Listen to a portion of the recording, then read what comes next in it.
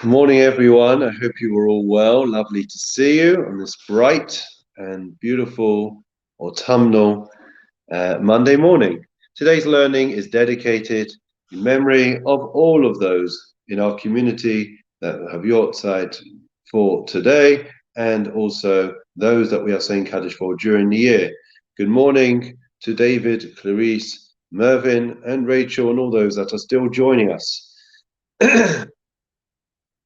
If we think about it, we're all connected to the place where we live, to our family, to our roots. There are many things that connect us and that ensure that we feel a sense of belonging.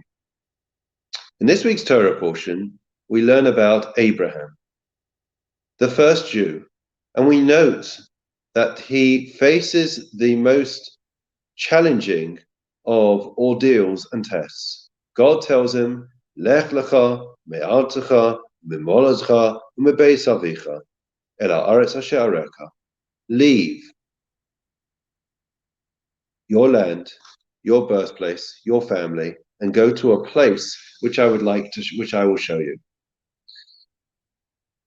Now, the first question is obvious, friends. The order is back. It seems to be back to front. The first thing when I leave my house that I leave, right, is my family. Then I leave Woodside Park. Then I leave the country of my birthplace. Why does the Torah write it the other way round? Why is it God says, I want you to first leave the country, then leave the birthplace, and then leave your family? It seems to be reversed. And the answer is that the Torah is trying to instruct Abraham and ourselves as to the level of difficulty in terms of the influences around us. We know that we are influenced by so many things that are around us, right? It's in the air that we breathe.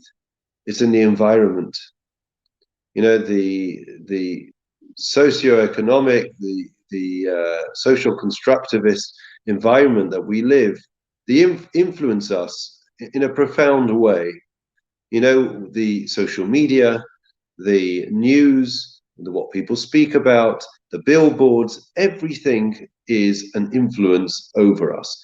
And for that reason, just as an aside, that is why some of the more ultra-Orthodox communities have chosen to live a more insular lifestyle because they recognize the tremendous dangers posed by the world at large, the secular society. Anyways, returning to where we are.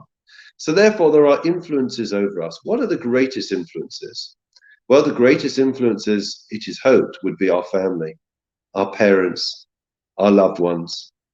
What's the next great influences over us? The place where we live, Woodside Park, or wherever you are. The next thing that's great is an influence over us is the country in which we live, the media, the billboards, the town centers, people we bump into, right? People we travel with. That's the next great thing. So therefore, when God was telling Abraham, I want to test you and I want to send you away, and he was telling him to break the connection, the bond that he had with his past, God was indicating to him the level of difficulty. So the first was the easiest, to leave your country. We all feel connected in one way or another to Great Britain, to England, but it's not the same as the connection we feel to the place where we live. We feel a greater connection. You know, the roads, the trees, the parks, the environment, it influences us. We feel a deep connection to it. But there's an even deeper connection, and that, of course, is the family that we have, the friends that we have, those that are nearest and dearest to us, which we live with. We breathe every day, we hear their thoughts, their ideals, and therefore that has a profound influence and impact over us. So God was saying that I want you to leave your past behind, and I'm going to challenge you. The level of difficulty is as follows. Firstly, you're going to leave your country, then you're going to leave your birthplace, then you're going to leave your family, which is the most difficult for a person to do. When I learn this Rashi and when I hear this idea, I cannot help but think, as Rabbi Sachs, whose yahrzeit falls this week, and we wish the family long life, was wont to do, to think of the true heroes, the most remarkable people that we could meet in our lifetimes. And those are the survivors from the Holocaust. The survivors from the Holocaust, I personally knew several, and one in particular that I was very close to was the late and great Gina Turkel. May her memory be one of blessing. And you hear and you speak, and I interviewed her and spoke with her in her home several times. And each one of them, in their own way, would share that they were torn away, literally overnight, from everything that they knew, that they were familiar with, that they loved, their families, their homes, the country that they lived. And if you think about it, the first thing that they left was that they left the country, they left the birthplace, but very often they were still on the trains with their family. And it's when they arrived at the camps, friends, think about it, the last thing that they was torn away from them were their loved ones, their families. It was, in a sense, the reverse order, the exact order that we find in this week's Torah portion. Because the Germans knew that if they would have even fiercer resistance, if they were to immediately tear people away from their family.